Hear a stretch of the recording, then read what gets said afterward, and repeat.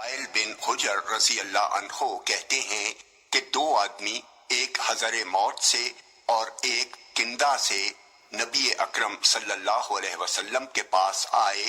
حضرمی نے عرض کیا، اللہ کے رسول، اس کندی نے میری زمین پر قبضہ کر لیا ہے۔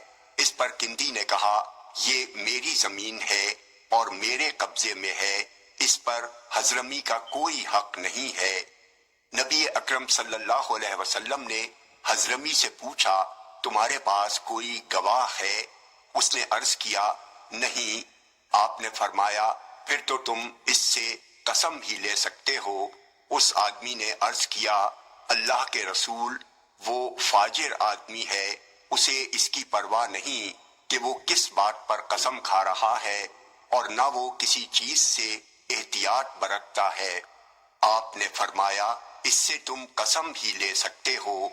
آدمی قسم کھانے چلا تو رسول اللہ صلی اللہ علیہ وسلم نے جب وہ پیٹھ پھیر کر جانے لگا فرمایا، اگر اس نے ظلماً تمہارا مال کھانے کے لیے قسم کھائی ہے تو وہ اللہ تعالیٰ سے اس حال میں ملے گا کہ اللہ اس سے رخ پھیرے ہوگا۔ جامع ترمذی حدیث نمبر 1340۔ یہ حدیث صحیح